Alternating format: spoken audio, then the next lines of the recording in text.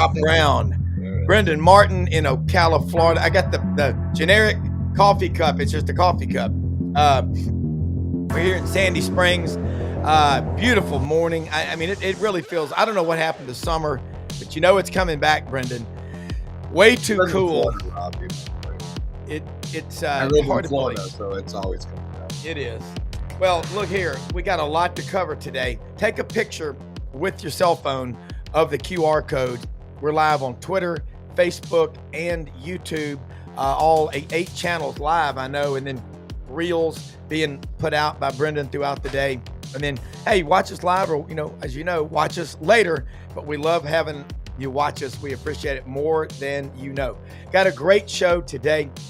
Jordan Davis Hill, 24/7 Sports, covers the Georgia Bulldogs in Athens. Jacques Doucet down in Baton Rouge. Channel 9 covers LSU, and man, is he everywhere LSU is. Hopefully Rodney Orr will join us in the latter part. Yancy Porter, Rebel Yell Hotline from Oxford. But look, a lot to cover. Like I said, let's get started with Jordan Davis Hill, one of the best. And if you follow him on social media, no matter where you are, and I know Wickenheiser, you're listening and watching right now out in Reno, Nevada, this is your man for Junkyard Dog Podcast as well. Jordan, how you doing?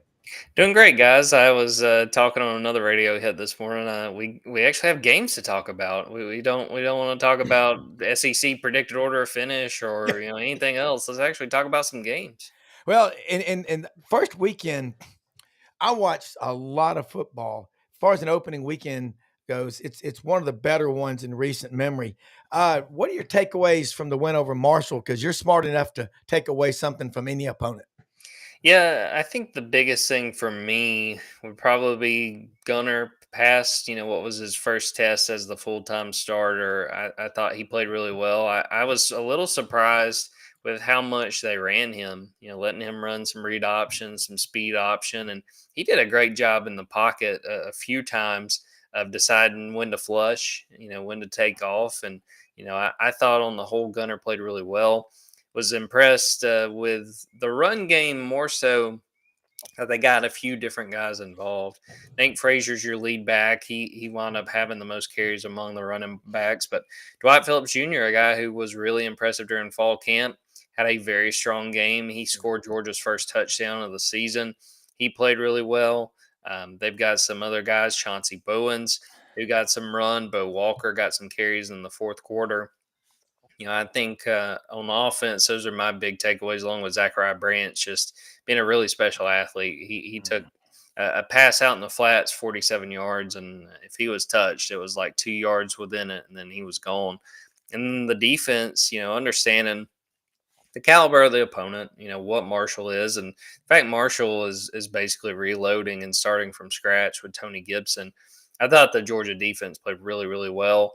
Linebackers were all over the field. Defensive line played pretty well. Secondary was down. Dalen Everett, one of the starting corners, and I thought they held up well. A lot of Marshall's passing yards didn't come to the fourth quarter. So, I always try to make sure not to make big, sweeping, conclusions from playing a Sun Belt team, especially one in the shape that Marshall's in. But Georgia came out pretty good. Got a couple offensive linemen banged up, so that's something you want to watch out of a game like that, is trying to get as healthy as you can and get everybody back. But I think they passed every test they needed, and they'll see if they can do it again this weekend against Austin Peay.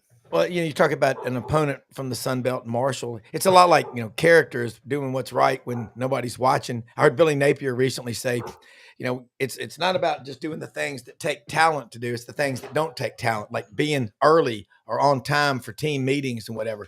You can still draw a lot from the discipline and all. You were talking a lot this summer about Zachariah Branch. Man, you're right. Both those two catches in the flats produced about 90 yards receiving. He's the answer to a lot. What about Noah Thomas? Yeah, Noah didn't quite have the day that I expected. There was an opportunity right before halftime. Gunnar Stockton threw deep to him, and Noah kind of let up a little bit on the route. I think he might have been able to haul it in for a touchdown. But, Zachariah Branch, I think, during the summer, I said that I thought he was going to be Georgia's leading receiver, and feel really strongly about that still. Played great. Early in that game, caught a screen and just got a really good block from Oscar Delp, and that was about a 25-yard gain. And then a little bit later in that first quarter, what I thought was one of Gunner's better throws. I mean, he threw it on a rope to him across the middle, and that was about a 25-yard gain. I think that, you know, uh, Zachariah Branch is going to be the leading receiver. I think you will see more of Noah Thomas than we did against Marshall. And even some of the other receivers that didn't really put up big numbers. London Humphreys, who did have a touchdown catch in that game.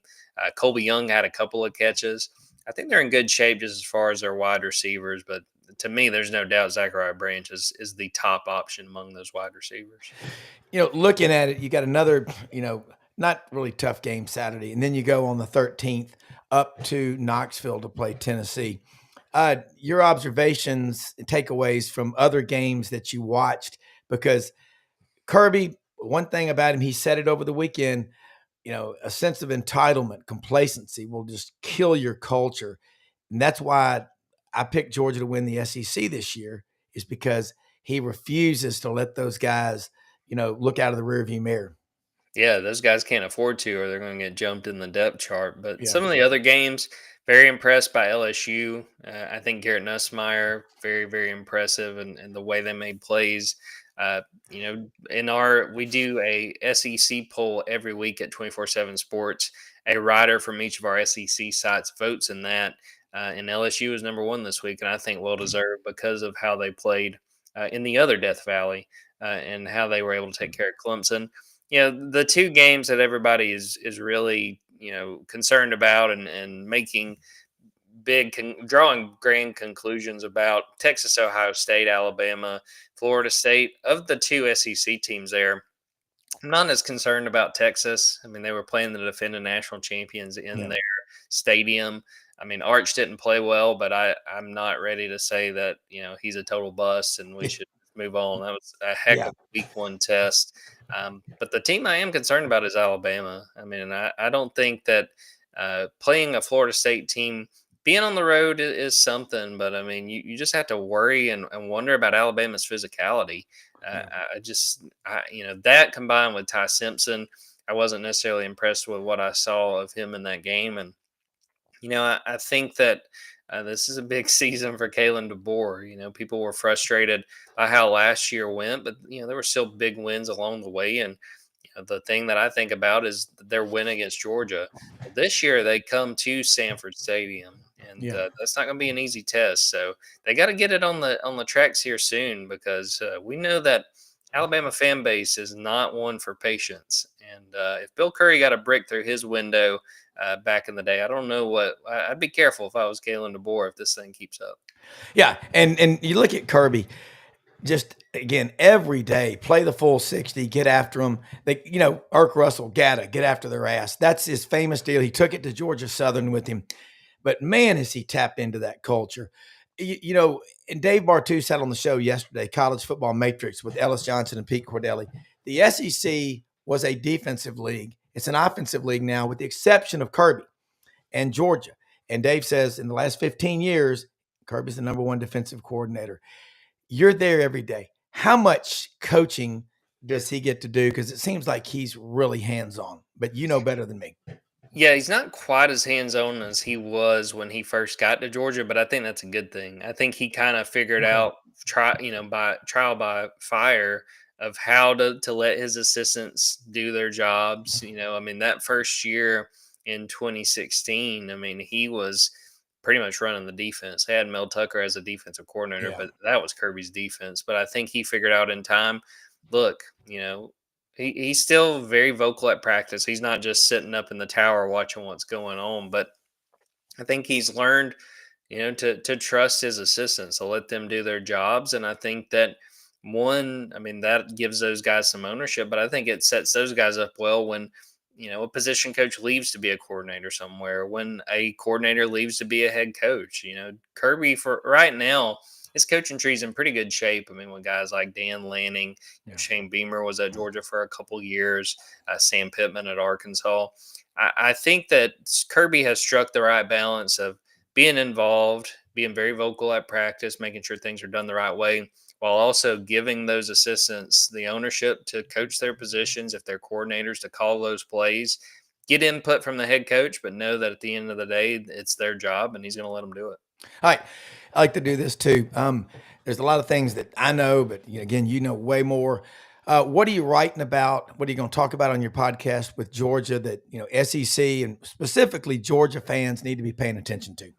Yeah, we'll have a chance to talk to Dwight Phillips Jr. today around noon Eastern time. He's one of the running backs I mentioned, nicknamed Peanut, and he is one of the favorites on this team. I mean, his teammates love him, so I'll have a story about him. And he was a guy that he was one of three freshmen running backs that Georgia added last year. And I'll be honest, I kind of looked at him as sort of the afterthought of the three. Heard some things last fall camp last year, hey, pay attention to this guy. And I was sort of like, okay, And then he had a great offseason, had a fantastic fall camp this year, and played really well on Saturday. So I have a story on that. A lot of our podcasts, which we'll record at 4 p.m. Eastern time, Junkyard Dogcast over at Dog Swing 47 on YouTube, is going to be wrapping up what we learned from the Marshall game. Injury updates from Kirby. Again, we'll talk to Kirby around 12 Eastern. And getting ready for Austin Peay, who, we understand the caliber of opponent, but I'll give this to the Governors. They beat Middle Tennessee by like 20 on Saturday. So, they're a feisty team and the second year with that head coach. And it's still one of those when you're this early in the season, you can figure out some of the young guys you think are going to play well, but at the same time, we're all kind of circling that September 13th game against Tennessee. That's when we're going to learn a lot about Georgia. Yeah, and the thing is, when you're playing a team like Austin Peay, it's not about, okay, obviously you're overmatched, but it's about Georgia getting better. What areas do you need to say, hey, they've got to get better quickly? Even though it was Marshall, I can tell some things. I think the biggest thing to me is probably seeing the tight ends get a little bit more involved in the passing game, and then just the offensive line, especially. One of the big stories coming out of Saturday: right guard Juan Gaston gets hurt, right tackle Ernest Green gets hurt. We don't know what their availability will be for Austin Peay, and Georgia may very well be cautious and say let's hold these guys out or not play them very much. So I thought on the whole, even when those guys left Saturday, the offensive line played pretty well. But let's see what they're able to do on Saturday, how they're able to play. And then the other thing I would point to on defense, what I thought was a little bit surprising, but maybe this was just the nature of how Marshall played. Georgia didn't have any sacks in that game, and that's sort of been, a hot button issue at Georgia for several years. Georgia is not a defense that accumulates a lot of sacks. They want to cause havoc, and they want to create pressure and make quarterbacks make bad decisions. So see if they can create a little bit more pressure against Austin Peay, what they're able to do on that defensive front. Yeah, and you get teams sometimes that get sacks and then there's no follow through after that. I think what they do is it's a swarming defense that exactly that. It creates havoc. Okay, so running back room, Nate Frazier, how deep you think they are? They feel good about that offensive line. So just need more sacks because this league, Georgia playing defense the way they do, and what I saw out of Zachariah Branch, 37 drops last year, and you keep that stat. How many drops did they have yesterday or Saturday?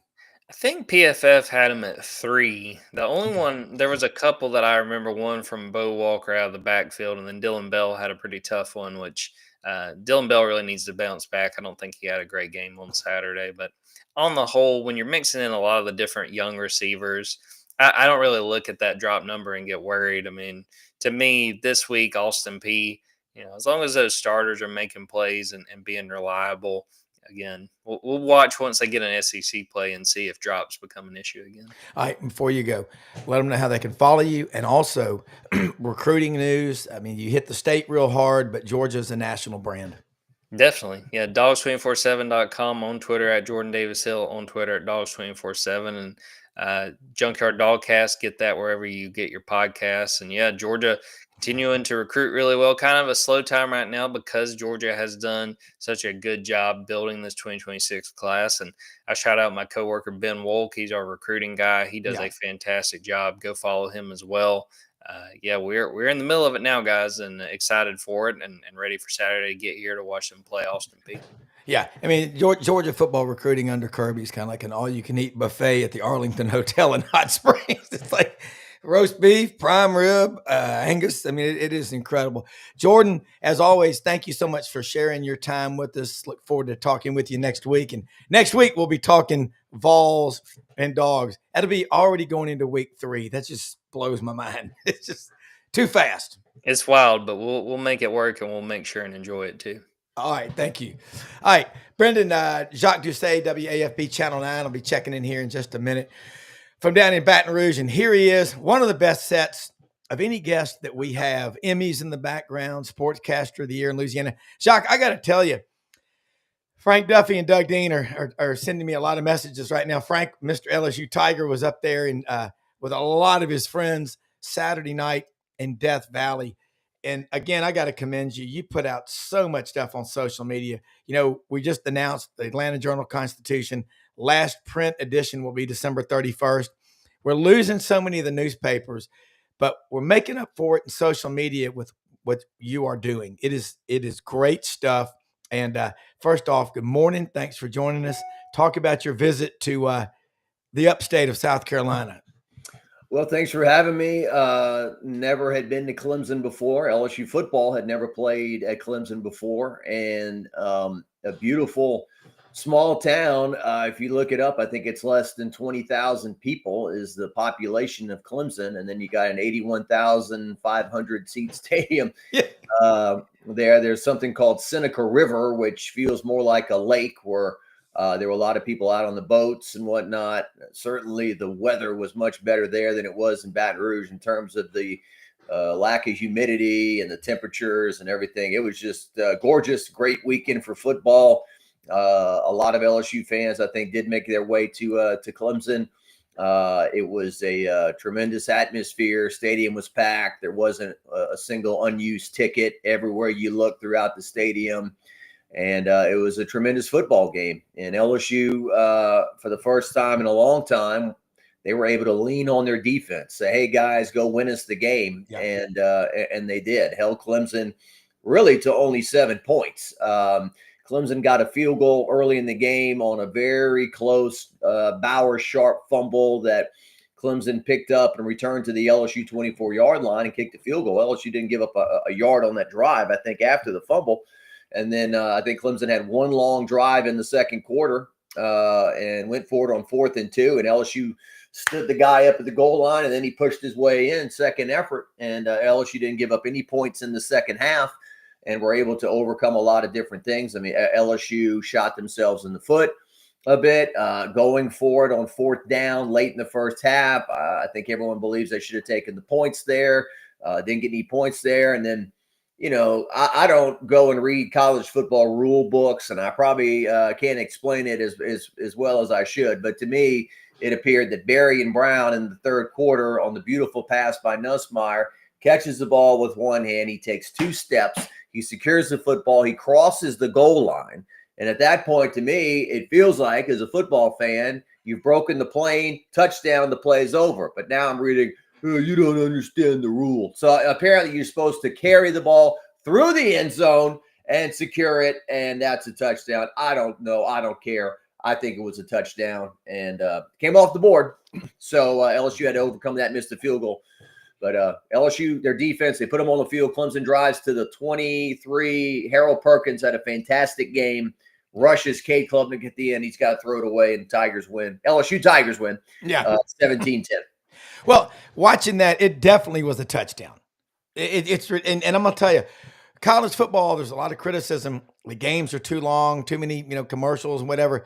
What it is these ridiculous reviews. That was so obvious it was a touchdown, and I'm glad that it didn't cost, for your sake, LSU, and this show's sake, LSU the game. The SEC was 14-2 opening weekend. I mean, and nobody's panicking about Texas or Alabama. Everybody's just kind of taking it in stride. Yeah, really. It's way too early. I will say this: Frank Duffy and Doug Dean and I talk a lot on these games, and Frank was there. You put Harold Perkins and Weeks out there together. That's a great combo. Talk about how much sense that makes and how much more relaxed Harold Perkins and LSU, that just the team seemed more relaxed to me. Yeah, well, the Harold Perkins topic had kind of become it has been a frustrating topic. I mean, certainly his freshman year, he made tremendous plays and was a huge impact on a team that went to the SEC championship game. He impacted some major wins at home against Ole Miss and Alabama that year. He basically won the Arkansas game by himself. He had 4 sacks, and they took one away after the game. He had 3 sacks in the game. But since that time, it's been frustrating with, are they lining him up in the right place? And then he had an injury last year, a major knee injury, but he looked all the part of an All-American in this game. And Klubnik, I know they were concerned before the game about his ability to run the ball and if he was going to take off on some plays in which they broke down. And Perkins told us before the game, hey, we got to make him run east and west, not north and south. And I feel like that's what they did. And Whit Weeks, tremendous player as well. And his brother West hasn't gotten a ton of pub, and he looked like a pretty solid player too out there. So defensively, the guys they added in the portal, Mansour, Delane for Virginia Tech on one corner. I was kind of sarcastic. Oh my God, LSU intercepted a pass. They only had 6, I think, interceptions all of last year. So he had one, and that was Patrick Payton from Miami. Gets in Klubnik's face, makes him rush it a little bit, and he unloads it, and Delane intercepts it. So, yeah, they looked fast.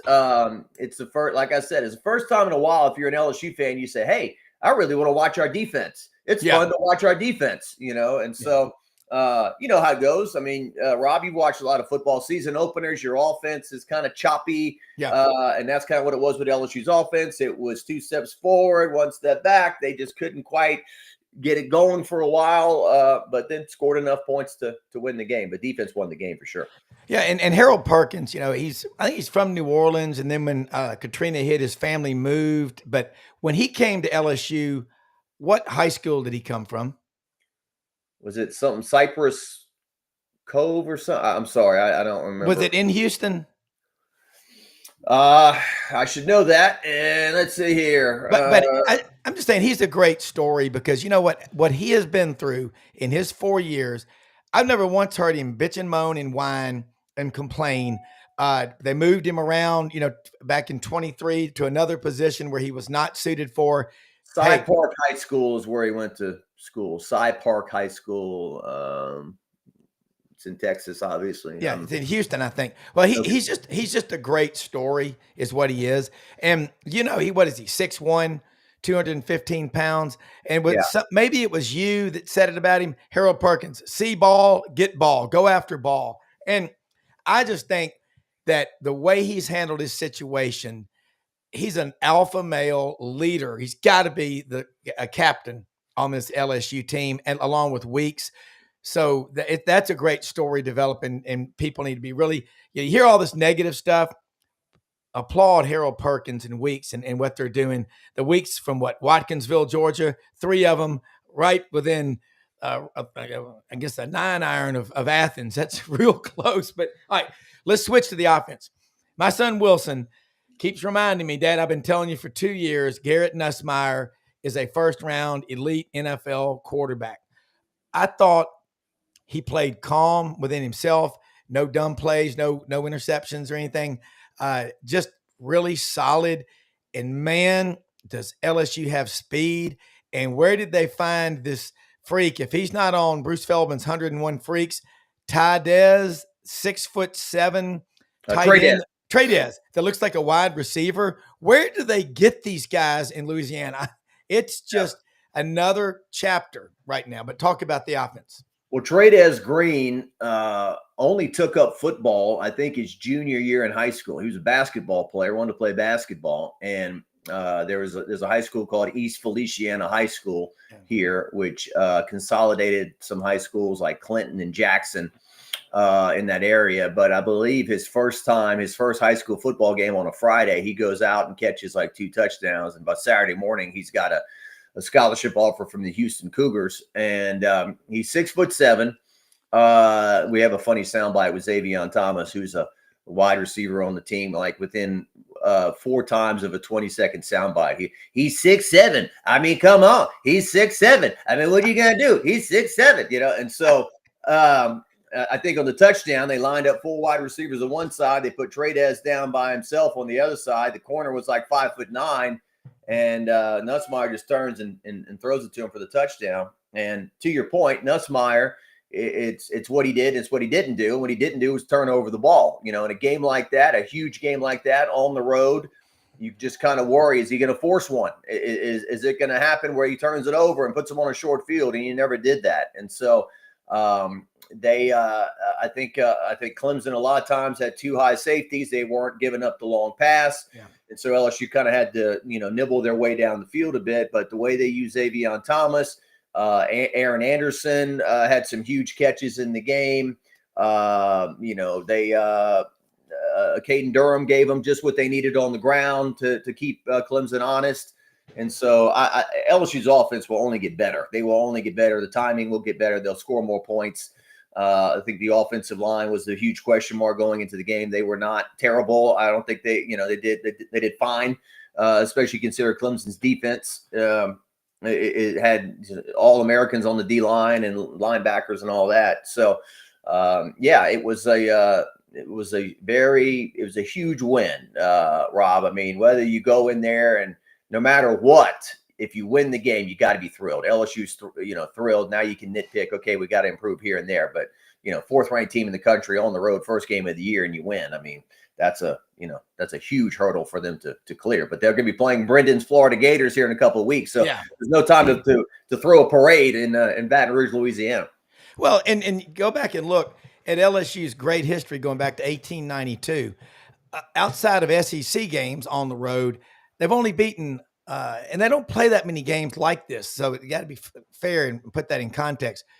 Only twice has LSU beaten a true road top 10 team in their history. That was Texas and Austin in 2019 and Saturday night in Clemson. Oh, they didn't score enough, blah, blah, blah. You won 17-10. You strangled a team that some people think can win the whole national championship. And Clemson, they've got a lot of work to do. Their offense was almost feckless the way they looked. But you have to credit LSU's defense. It's like when people say, well, the rain really hurt us. Well, it rained on both teams, you idiot. So you look at LSU and you look at this Brian Kelly. And I screwed up. I had taken Clemson to cover, and then I said, you know what? It was too late. But I said, I got a feeling LSU plays looser because of a conversation we had on this show a couple of weeks ago with Executive Director of the College Football Playoff Committee, Rich Clark. Okay, you play a big game like this, they're not going to punish you if you lose it. Yeah. But you better not lose to a lower level team like Notre Dame did to Northern Illinois last year. Kind of talk about, they just seemed a lot looser as a team. It starts with the head coach. Yeah. Well, I think the parallel I've made is like a gymnast. It's like I'm doing a real difficult routine right here, so score me accordingly. I can do an easier routine and stick the landing. We cover gymnastics here. LSU's won a national championship, but when the committee gets together in Dallas and they take a look, they say, hey, look, LSU didn't have to go to Clemson, the 4th ranked team in the country, and they did, and they won the game. So, let's reward them for that. As opposed to playing nobody you to start the year. And certainly I heard a lot of LSU fans around here.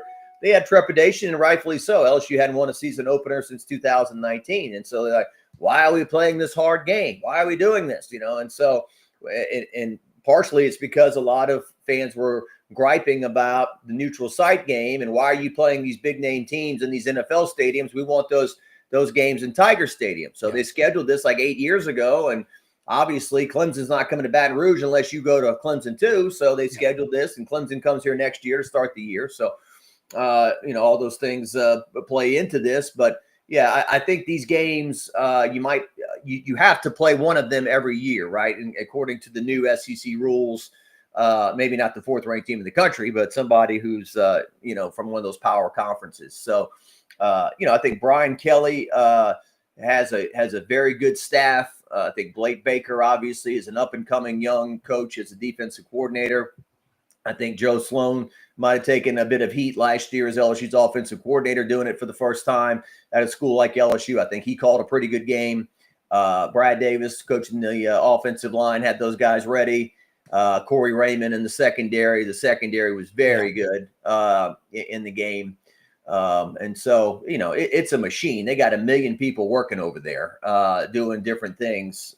And so, Brian Kelly, I think he put a lot of emphasis. He had heard all the chatter. Hey, we can't win a season opener. They had 1-0 everywhere in the LSU indoor, on the mats, it's all 1-0. I mean, the team went out with T-shirts that said 1-0 in the warm-ups at Clemson, which a lot of people took it. Whoa, that's bold. And I don't think it was so much a prediction as it was a goal. Let's finally do this, And so they indeed got it done. Well, and that's huge to go on the road and get a win like this. And because if LSU finishes 9-3, and they've got 3 conference losses, the committee's going to look at that win. And then also Clemson's got to do their part. They've got to win a bunch of games for that to really stick. But I think it's great in the 9-game schedule. We knew that was coming. It's going to save a lot of the rivalries that would have otherwise been lost. Jacques, you're looking at the SEC. Let's bounce around. Texas, Ohio State. I don't know if you had a chance to see it. Come on. I took Texas because I said defense travels. If you go on the road to Ohio State or any place like that, and you can hold that team to 14 points, you typically are going to win. What were your takeaways from that, Alabama, Florida State, and just other games in the conference, and just how strong you think the league is, and also what kind of momentum the conference has after week 1?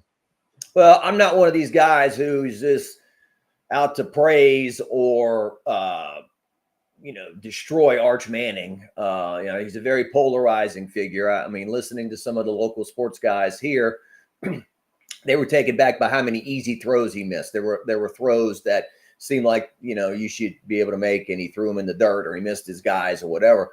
I don't know if that has to do with nerves and such a huge setting to start the year, going on the road to the defending national champions. I mean, certainly back to the offense in the season opener can be clunky. Texas had a shot there at the end to drive it down the field and force overtime, and didn't happen. So I thought it was a great football game, a defensive football game. Certainly Alabama, if you watched Feinbaum's show yesterday and heard those fans calling in, that was worth a whole day's worth of entertainment.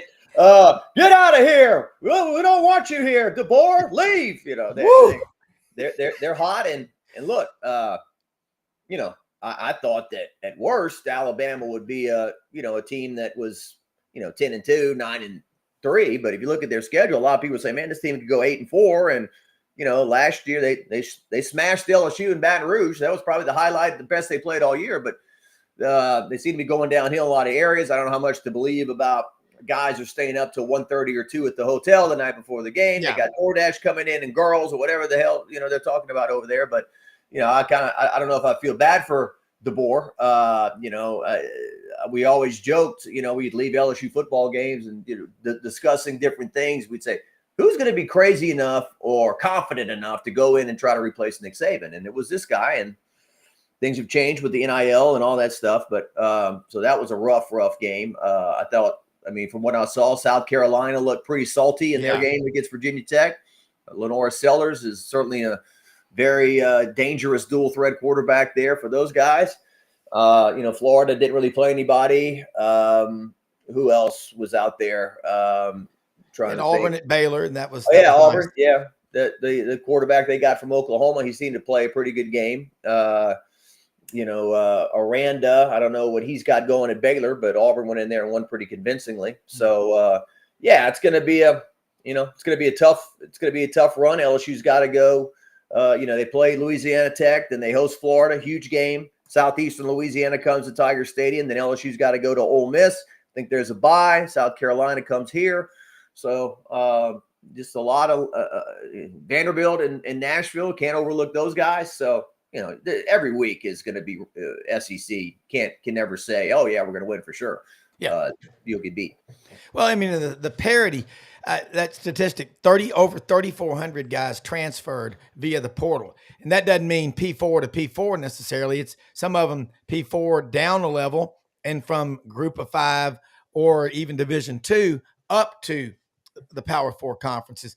As far as Vegas goes, they are struggling. On these lines, that so many games went the wrong way.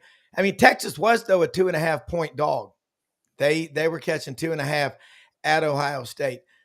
So, but neither of those quarterbacks had any experience, and it was Ohio State's defense, and Jeremiah Smith was kept in check. What's amazing to me is watching around the country. Boise State goes down Thursday night, gets destroyed 34-7 by South Florida. That's a team.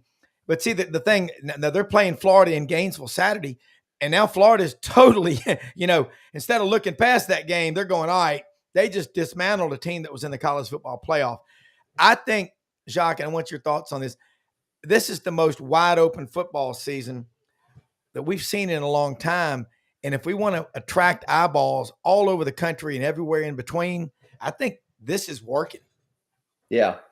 Well, obviously we've moved past the Nick Saban dynasty and into a new era. And we've talked about in the past that the biggest change that NIL and portal have brought to the game is depth. When LSU and Alabama went head-to-head in 2011 in the regular season and in the national championship game, you could look at some of the third stringers on those teams and say, these guys are going to play in the NFL, and they did. Yeah. Now it's a case of a guy of that talent is not going to be a third stringer. He's going to go to another school where he feels like he can start and play. So because of that lack of depth, the super team, so to speak, isn't there anymore. And so, ESPN College Game Day is going to, I guess it's a reflection of the schedule, but they're going this week to two teams that are barely ranked in the top 20, I believe, in Oklahoma and Michigan. And I think it's an argument in pro sports or dynasties good for pro sports or not, or dynasties good for college sports or not. Certainly for the teams who are in the hunt in a 12-team playoff and whatnot, you can slip up a little bit more than you used to and still get into a playoff and have a shot. But I don't want the regular season to be watered down much more, because certainly I thought the NFL was great at 16 games. They've gone to 17. They're going to try to go to 18. It's just like, come on, man. We're going to play 9 games, and that's halfway through the year. I mean, that's crazy. So that's another tangent. But the college football regular season, I've always felt, is the best regular season in all the sports, and we want to keep it that way. Well, every game does matter. That's the thing. People, it's like in college basketball. The games matter in the regular season because that's how you get seeded for the tournament. You got to do well. Not sure what conference tournaments mean, but before you go and let people know how they can follow you and all your great work, if you right now, not LSU not included, but of the other 15 teams, the top to bottom, is it parity in this league, or is it, as Dave Bartu said yesterday on the show, it's gone from a defensive to an offensive league, with the exception of what Kirby does at Georgia. But based on what I saw out of LSU's defense Saturday night in Clemson, they may have that balance that you seek to win a national champ. I mean, that's really a long way to go. We don't know how, but what about that? Well, it's one game. So, like you said, I mean, LSU fans are going to hope that Clemson's going to win all their games from here on out and have a great year. In 2018, LSU played a Miami team that was ranked in the top 10, and LSU beat them handily. And I think Miami went on to go lose 4 games in the regular season. And certainly that win didn't look as good at the end of the year as it did at the beginning. And so, but yes, defensively, I think, in 2019, when LSU had the dream team, they had a very comparable defense to the most amazing offense in the history of the school. Joe Burrow threw 60 touchdowns, for crying out loud. I was visiting with Tommy Hodson the other day. He threw 69 in his 4-year career at LSU in the late 80s and was all SEC every single year. And this guy throws 60 in 1 year. So, I mean, it's a new era of offense in which your defense, and Tommy was joking, everyone was bunched in tight back then, and we just tried to run the ball up the middle. What were we doing? Why were we so stupid? Why would you air it out and play a different kind of offense? And so, but I think that certainly LSU can rely on their defense so much more. Jaden Daniels is probably looking at this from Washington saying, why couldn't you guys have this defense when I played in 2023? We might have, made the playoff or gone to the national championship. But, I mean, complimentary football. You cannot, like in that game against Clemson, you cannot go in there and try to outscore them. We're going to go a track meet. That wouldn't have worked. And so, like Brian Kelly said, you go on the road to play a top 5 team, you better bring a defense, and that's what they did. And so, yeah, complimentary football. Garrett Nussbaum, this offense will score points. I have no doubt about that, and it's going to be fun. I had a feeling the first day I went out to practice, I kind of it's hard to describe exactly, but you just kind of felt something like, man, I think these guys can be pretty good, and certainly huge first step. Yeah, and looking around, LSU talent, it's always there.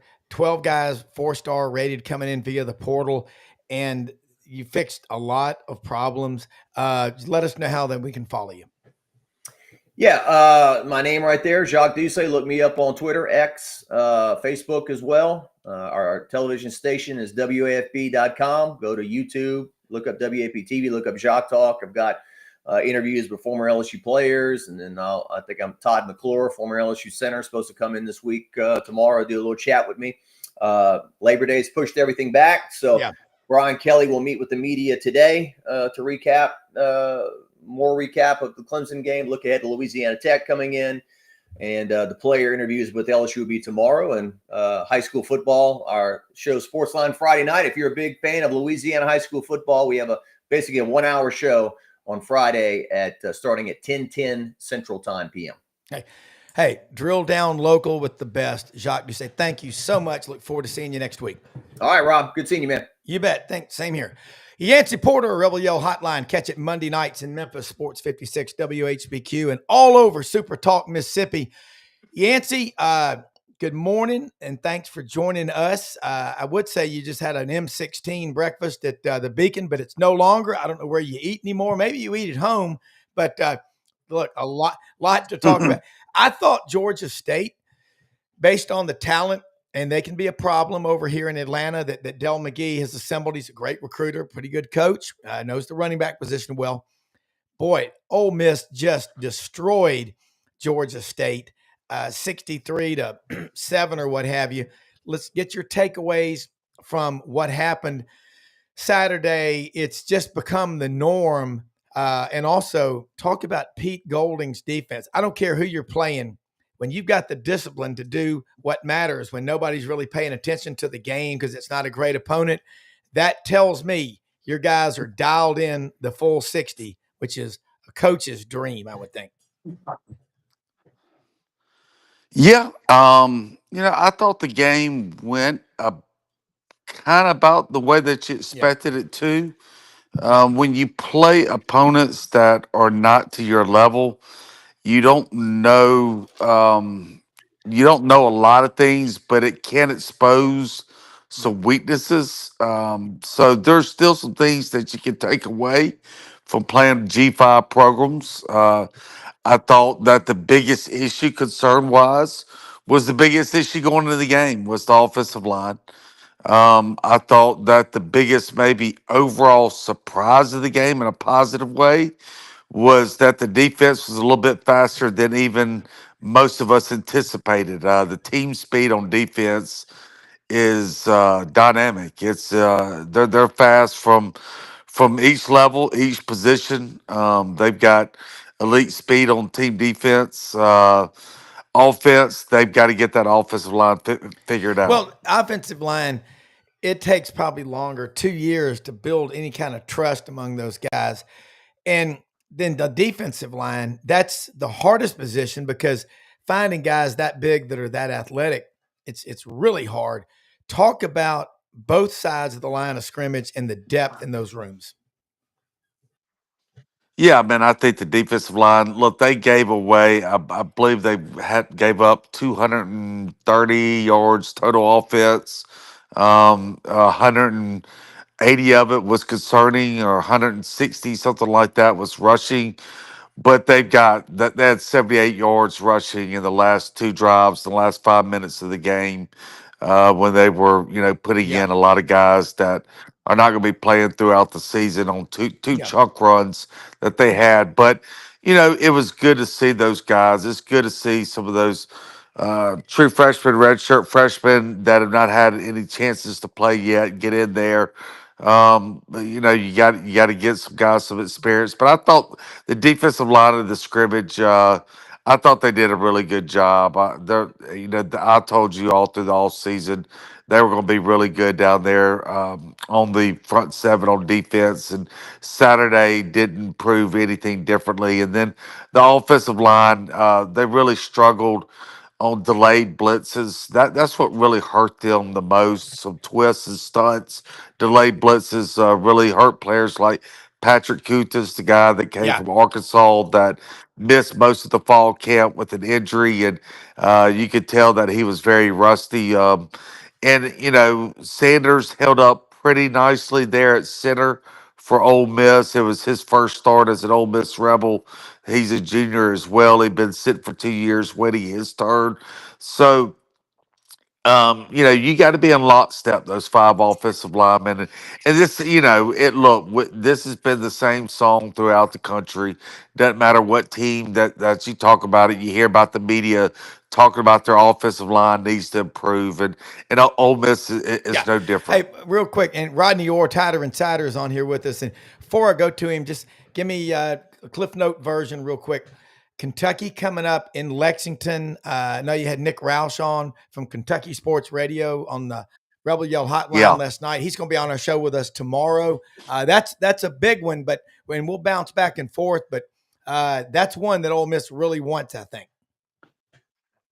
Yeah, I mean, it's a good matchup in the fact that needs to play a team. I think Kentucky's got a solid defense. Obviously, offensively they struggled this past Saturday, the quarterback in particular.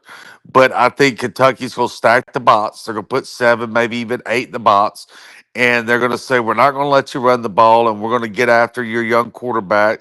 That's at his first start on the road, and we're going to make him beat us over top. He's going to have to pass on top of us. So it's going to force Ole Miss to have to be able to run the ball, and that's what they need right now. So it's a good tune-up test for the rest of the season. I agree.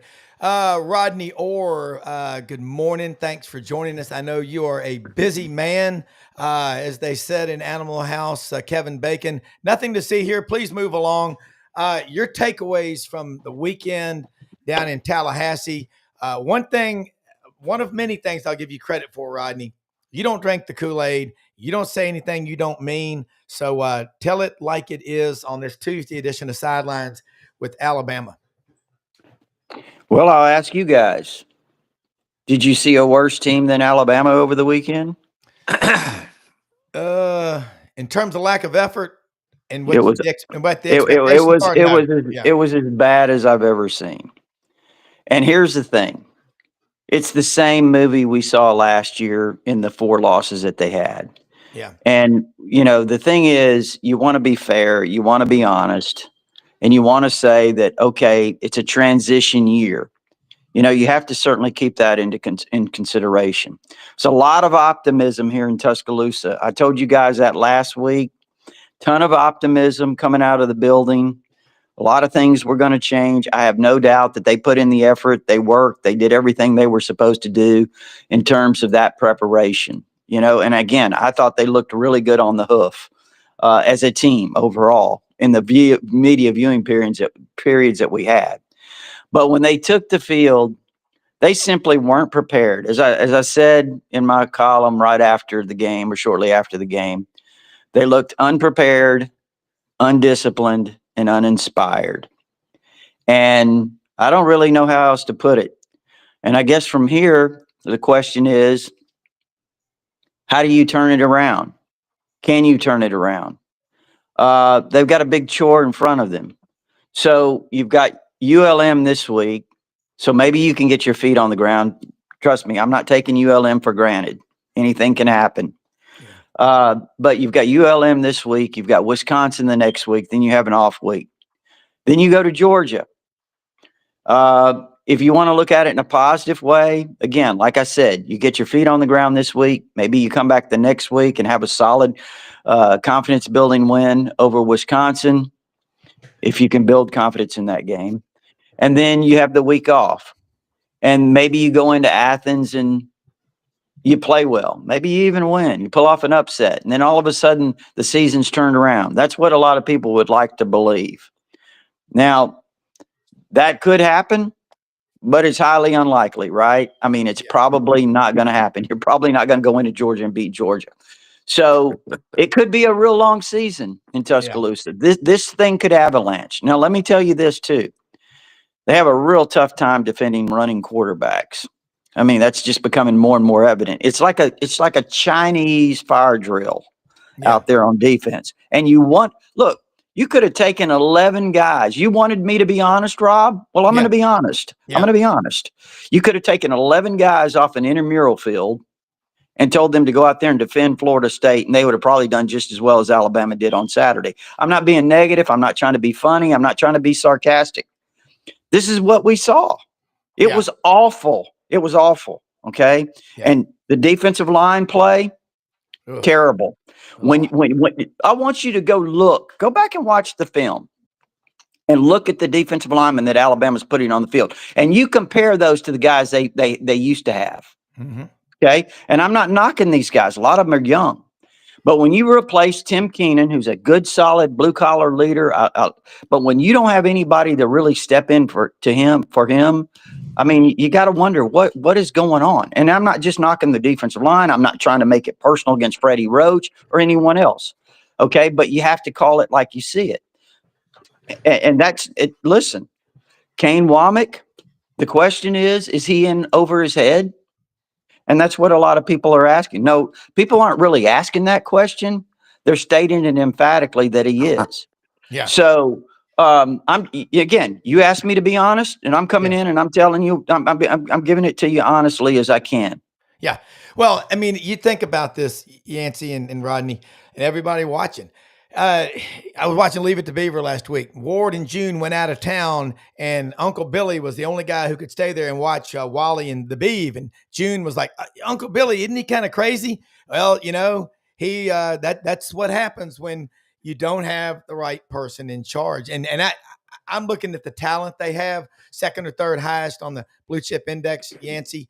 It is crazy.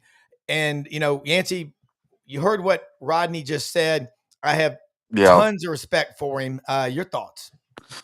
Yeah, I mean, it's tough for me. I've got a couple really good friends over there on the Alabama staff. I hate to see them not play to the level that their expectations over there, and I know they're good coaches. And Rodney just mentioned a couple of them by name. So it's disappointing for me personally, but I think defensively is the biggest issue from the last 2 years. They're not playing to Alabama's standard. And the biggest question mark to me going into the season was how would Ty react to flying bullets? He had happy feet the last time 100%. Yeah. he was thrown into the game a couple years ago, and so you were hoping that he would calm down and not let the game speed up for him. And I saw some of those same issues as I saw a couple of years ago, but you figured the defense would carry the team and allow him to maybe start settling down after a couple games. But now you see issues on defense and offense, and when you don't have anywhere to hang your hat, football becomes a really tough game. Yeah. Yeah. Let me say this too. And when I mentioned Freddie Roach and Kane Womack, it's just not personal. I'm just saying not at all. That's their responsibilities. Yeah. Those are the ones that are really coming into question. You're asking me who's coming into question. Those are coming. I mean, they're getting grilled. They're getting fried. Those two on just about everywhere. So that's. I just wanted to be clear on that. No. I mean, look, and that they know that the criticism is going to come, and deservedly so. I mean, the unit just played almost disorganized. It was, and then you got to look from the top. Does he understand what SEC football is all about? You start wondering over there on the West Coast, where traditionally it's not played at a high level. Let's Well, just call it like it is, and you can get away with playing really good offense and having that's average right. defenses. But if you have That's right. average defenses in the deep South, you're in trouble. And That's 100%, Yancey, and I think that's the one thing that's driving Alabama fans crazy right now. I think the offense does have potential. I think Ty's got to take a big step. I think you're right. There were times in the game that he looked overwhelmed. Now, listen, he fought back. He fought really hard. He made some plays. He made some throws. He's got potential. He's got ability, but he's got to make a lot of improvement very quickly because, look, the season is here. So from that standpoint, yes, I think there's certainly improvement. The offensive line, you can point out just about every position. But on the defensive side of the ball, this is the same movie we've seen repeatedly. And, there's a lot of people saying, honestly, and again, I'm telling you what's out there. Kane Womack strikes people right now as a guy who should be at Troy or some smaller place, that he's not on this level as a defensive coordinator. And listen, as a whole, the defensive staff, and I think there are some good coaches on that side of the ball, but as a whole, there's a lot of people right now that's saying most of these guys don't belong on this level. Right now, I think that the results are kind of support that a little bit. Yeah, we're about out of time, and I'd say both of y'all are. And that is very rational. Yeah. I mean, who would not think that way? Exactly. After you're watching what you saw last year, like you said, in 4 or 5 games, and then you have the same issues to start all out of the gate this year. Anybody would be crazy not to say that. Yeah, the lack of effort was awful. Yancey, the lane to Alabama rumors are already cranking up on Tighter Insider. Look, I know. No need to panic. Look, trust me. I know where it's headed this year with that. Yeah. It is gonna be. And Brendan's saying let's go a little bit long today because and first off, Rodney, I know. I know how busy you are in the mornings, and I sent you everything last night. I said, I'm sure he'll be on with us. Thank you. Well, we had our podcast. It was a technical nightmare. It was a disaster, but I'm sorry I couldn't respond. It was crazy. I'm over here at our daughter Mallory, who went to Alabama, consoling her. She's putting a support group together with Rich and Jessica and everybody. It's frustrating, but no, thank you so much, and you too, Yancy and Brendan and everybody watching. We'll go a little bit long today. I think both of y'all, what got me was I watched these things and I used my financial advisor, brain for this. Charts, graphs, indexes, bottoms, tranches, dead cat bounces, all this stuff. I saw a lack of effort from Alabama that made me, if I'm just a fan, and I got a ton of Alabama friends, and Rodney, just as many as I do Auburn. And they are going, it's a culture thing. It's a problem. Now, I don't know what was going on, what Ryan Williams was holding, if that was a bear that some little kid who's in the hospital gave him. I don't have any idea. But just everything that you can do to draw attention, but you don't need to be doing that. I just couldn't believe. I want to see a locker room full of guys that are torn to pieces after a loss, not guys cutting up and laughing and all that. That goes for Ole Miss, the same thing. You look at Lane Kiffin, how much he's matured, and you look at Kalen DeBoer, in 17 years, Nick Saban lost 4 games to unranked opponents. In 14 games, Kalen DeBoer's lost 4 times to unranked opponents. Alabama had 87 yards rushing in that game Saturday. That's the fewest number of yards Alabama's had since 1975. Even Gomer Powell can do that math. That's 50 years. Golly, that is not the standard that's at Alabama. Okay. Y'all, I mean, yeah. So you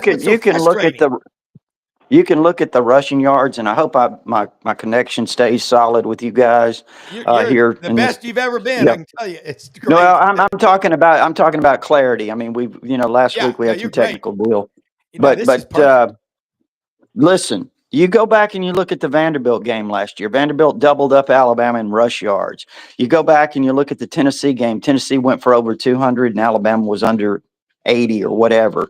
And I'm assuming the stat you gave was you meant for a season opener. That was the lowest total rushing yards for a season opener for Alabama in that number of years. But anyway, so then you go to the Oklahoma game. This is a team that struggled to get a first down. Yeah. Coming into that game. And Jackson Arnold runs up and down the field. And I know Auburn fans are probably jumping up and down right now, but he runs up and down the field for over 100 yards. Oklahoma rushes for 257 and Alabama's about 75 or whatever it was. Then in the Michigan game, the defense played pretty well until the end of the game. And then they can't stop Alex Orji who can't throw a forward pass. They just run the ball right down the field. So I'm just saying this is the same movie we saw. I know I said that earlier. And I think until you understand, this is a line of scrimmage league. This is a line of scrimmage league. And if you don't win the line of scrimmage, you're probably not going to win a lot of games. Yancy, you've got Pete Golding over there. I just wonder if Alabama would want to have Pete Golding over Cade Womack. Yeah, that was a huge mistake. I mean, look, Saban wanted Golding back. He didn't leave because Saban forced him out. I think just the criticism for the fan base, it just wore on them, So, yeah, I mean, sometimes you don't know what you had until they're gone, right? And so, yeah, you can go back to that. Make the transition to DeBoer. I don't know if he would have been held on. I mean, you would think that he would have probably tried to retain him, but yeah, I mean that's come back and bit him in the butt. There's no doubt about it. I mean, you look what Pete's done at Ole Miss. He totally transformed that defense from they were soft the first couple years under Lane, and then now they hang their hat on defense and. One of the top defenses in the country since he's been there. So, hindsight's 2020. Yeah. Rodney, what's next? You got ULM Saturday and the criticism and all. You can't block it out. But you know Alabama football like Yancy knows Ole Miss football. This team, and I said it last year. Y'all remember me saying this. It's all shits and giggles when you got the ice cream truck out there and clowns and face painting after practice and music blaring. Oh, the practices are more fun now that Saban's gone. And I said, you wait till they lose a game. That'll be exactly why they're not winning games. There's something to be said about a tough, hard-ass coach like Nick Saban who demands perfection and excellence 24/7 and a full 60 every Saturday, isn't there, Rodney? Mm-hmm. Yeah, and I think at Alabama that's what you have to have. I mean, it's kind of the way it is. And I think Kalen DeBoer's a really good coach. I do. Is he a good fit? Well, that's another question. And that's always been the question for me is I think he's a good coach. And if he leaves here eventually, goes somewhere else, he'll probably have a lot of success at Arizona or somewhere. But, again, I don't want to say that that's going to happen yet. I mean, I think that, I want to let this play out a little bit and see what he does. And there is a chance. Listen, this reminds me a little bit of the way Bill Curry was perceived right now at Alabama back in the day. And I remember when Jeff Dunn went down in that 1989 Vanderbilt game, people were looking for a reason to get rid of Bill Curry. And when that happened, I thought he was a dead man walking. Here's where I'm going with that. Little did we know that Gary Hollingsworth would step up and become the SEC Offensive Player of the Year. Alabama moved to number 2 in the country at one point, share the SEC title, all those things. So could they get it turned around? It seems far-fetched, and it probably is. But, yes, they could. They do have the talent. Listen, this is the same team. This is the same talent that – I mean, a lot of trusted sources that I have. I'm talking about former NFL players, a lot of Bama players that went to scrimmages, that had the opportunity to watch all the practices, that they said, hey, really impressed with this team. Fast, physical. We didn't see any of that, obviously. Yeah. We saw just the opposite on Saturday. But I trust these sources, and that's what they saw in the scrimmages and the practices. So maybe that team could emerge. Probably not, but if it does, they got the talent to turn it around. They have the talent to turn it around. I am concerned about the talent on the defensive line, and if that concern is valid, which I think it is, that's going to make it real tough. But my guess is right now, guys, it could be a real long season. Well, we know this: the Georgia game, unfortunately for DeBoer, is do or die. I mean, that's just the way it is. You have 25 stars, 44 stars on that staff. A cumulative, that's the second most talented roster on star rankings in the country. So they are not lacking talent. And as Rodney said, it's still there. You go there and you beat Georgia at Georgia, and then all of a sudden things change. But you go over there and you get whipped at Georgia, and then it's going to be a long season. Well, let me tell you this. Yancey. It's a great point. But you know what really is the kicker? If you come back and you lose to Vanderbilt for the second year in a row, and Diego Pavi is doing a dance at midfield after the game, that's when it hits the fan. Yeah. Doesn't matter what you do at Georgia if that happens, but they've got a chance. Right. That Georgia game he'll be coaching for his life, and you get things back on track. But if you go over there and you lay an egg at Georgia, it's the coaching rumors about who's the next coach is wide open, and it's a circus for the rest of the season. Hey, let me ask you this, guys. How important is it that Nick Saban say as little as possible, or should he come out and say, what do y'all think should happen? Because he's got an office, a ground level at Bryant Denny Stadium. He's the GOAT, and we don't know what would have happened with Coach Bryant because he was gone 30 days after he announced his retirement.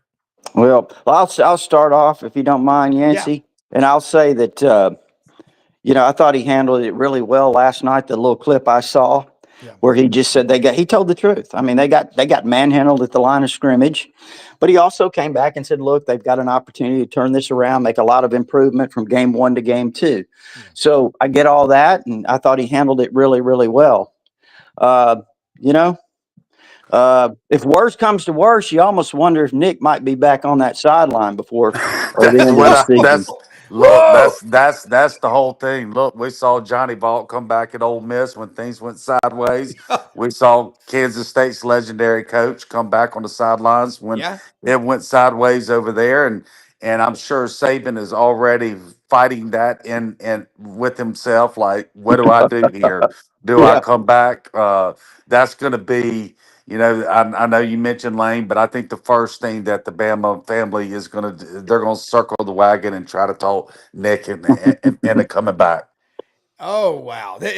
No drama at all in the Southeastern Conference. He's going to be coaching somewhere. Nick's going to be coaching somewhere in 26. He's not going to stay. There's only so much he can do as a TV commentator on ESPN. Yeah. He's going to come back. So will it be at Alabama or not? We'll see.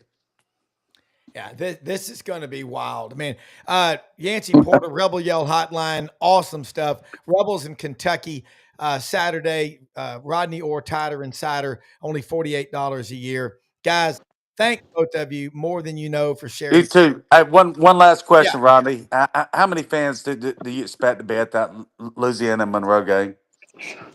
That's a good question. I mean, I don't know. That Yancy, I tell you what, that is a really, really, really good question.